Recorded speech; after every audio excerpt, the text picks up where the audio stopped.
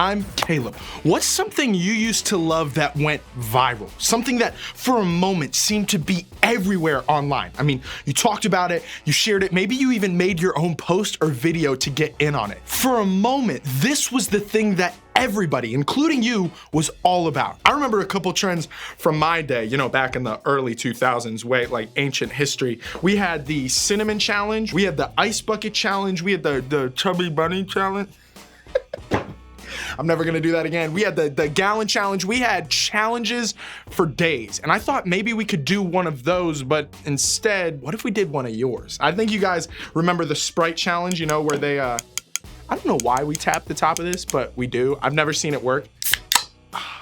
Man, that's just so refreshing. So the challenge is when you take a soda and you drink the whole thing without stopping, and then you hopefully just, that's not what it's gonna sound like. Hopefully it sounds better than that. Here we go. I also, side note, I'm so sorry. I think I'm gonna get a brain freeze and burp at the same time, so y'all have 911 on standby for me. Thanks, cool, here we go. And I just brushed my teeth. It was just a cough, it wasn't a burp. I don't think it's happening. I think we need to do another one. I almost did it while drinking. I keep doing, what is happening to me?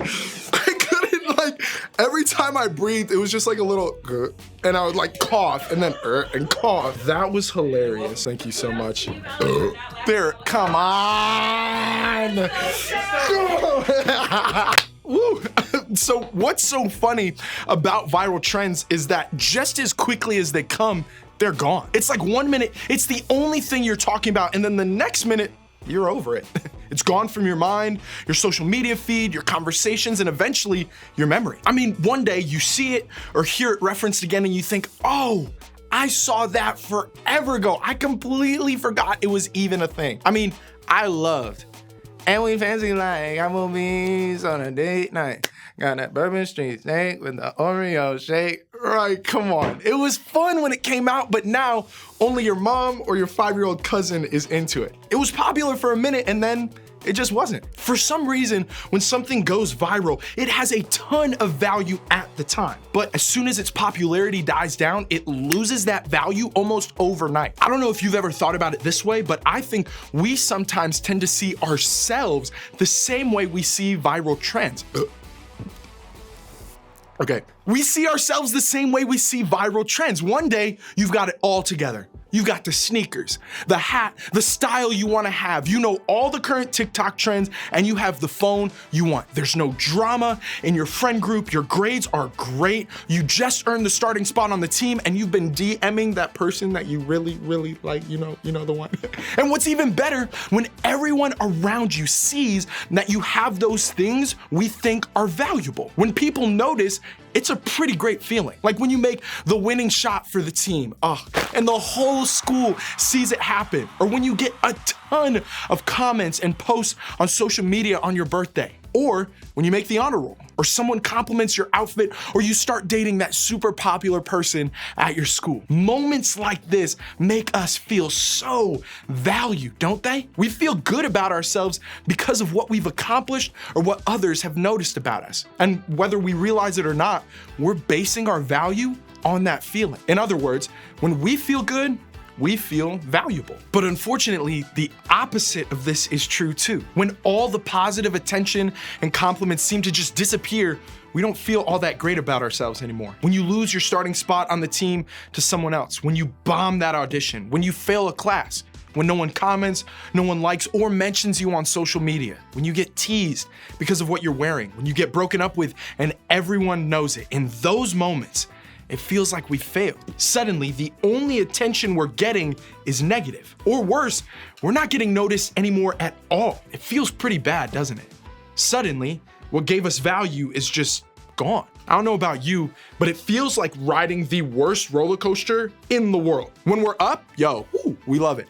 But when our value drops, well, it's worse than the pit in your stomach on the biggest drop at the theme park. What's worse is that the ups and downs just never seem to stop, and it's just going and going. And that's the danger in making the attention or compliments of others the thing that gives us value. When we think we're great only when other people say we're awesome. When we make others' opinions the first place we go to make us feel better about ourselves. When we base the way we see ourselves on how others see us. And if we're not careful, we can start to believe that the only way to find any value at all is to look for it from other people. If you know what I'm talking about, don't worry, you're not alone. We're all tempted to feel more or less valuable based on the words, actions, and attention from other people. But I think we can all agree that ultimately, it's not the way we want to live. There has to be a better way, right? The truth is, how God feels about you should be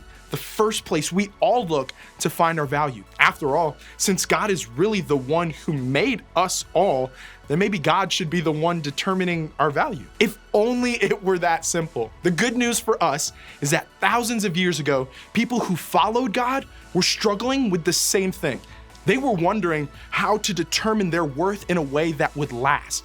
In fact, about 2,000 years ago, a man named Luke wrote down a conversation Jesus had that was all about value. And in it, we can find so much wisdom about how we can find our own value in the God who made us. Leading into this conversation, Jesus was talking to a group of religious leaders of that time called Pharisees. These guys were having a hard time understanding why Jesus chose to hang out with people that they considered to be of little value. You see, Jesus had a habit of hanging out with people like sinners and tax collectors. These were people who wouldn't have felt very valued because of the way others treated them back then. In the mind of the Pharisees, someone like Jesus would never give these people any attention at all. So they took their thoughts right to the source.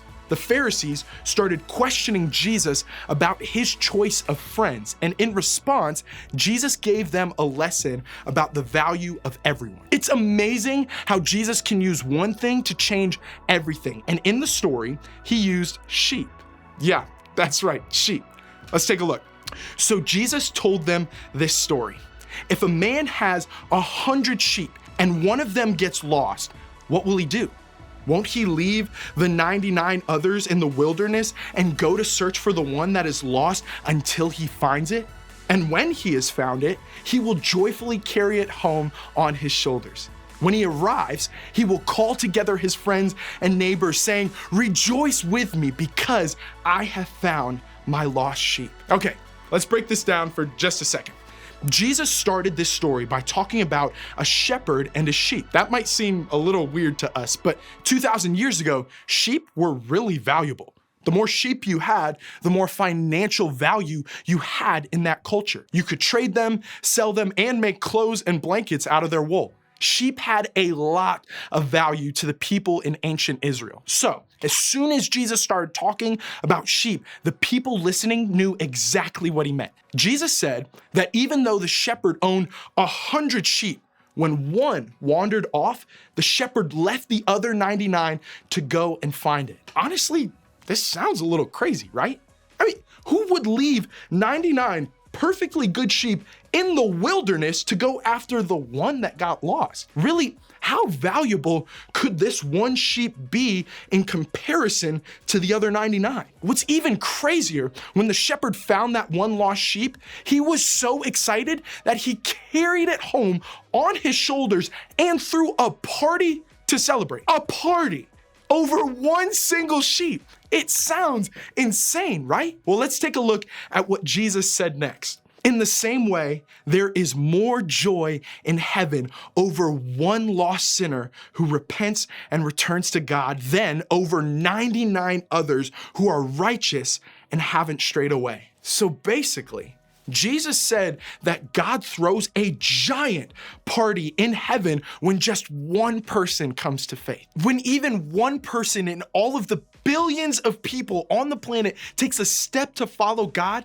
Jesus said that the best party you could ever imagine takes place. It's like all of heaven is doing a victory dance that just one person decided to put God in first place in their hearts. It's like, hold on a minute. I got an idea. It's like this. You know what's crazy?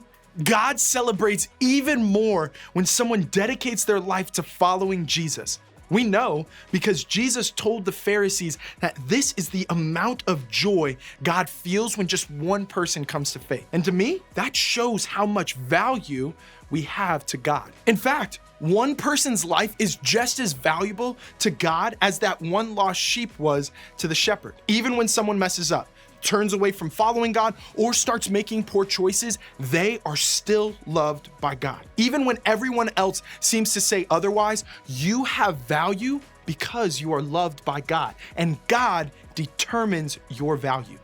Remembering that truth is the key to getting off the roller coaster of finding our value anywhere else. When we put what God says about who we are in first place, we'll find it easier to be confident in our own self-worth. See, I think Jesus told this story because he wants us to understand how much we are worth to God. He wants us to understand how much God loves and values us so that we might start to see ourselves that way too. About 2,000 years ago, when Jesus was on this earth, a religious leader asked Jesus what he thought was the greatest commandment. In other words, he asked what the most important thing was.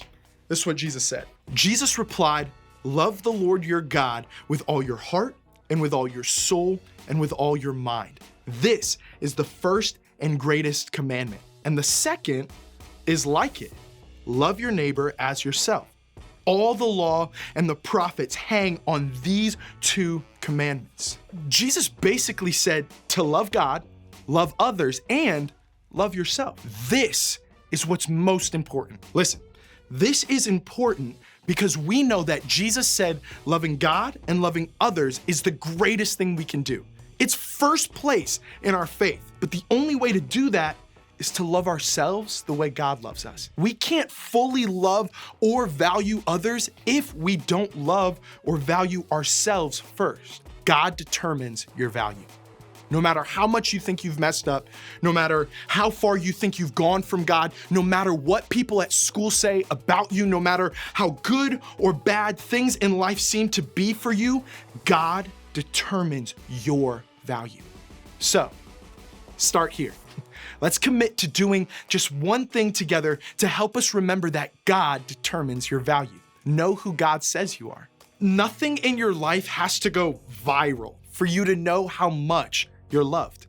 No matter what, you can find your value in God. So, find a way to remind yourself that you're incredibly valuable to God. And that means you can be confident that your value never changes or decreases. Imagine what could change about your life if you believed God values you no matter what. I think we'd all be more confident in who we are if we found our value first in God, because God determines your value.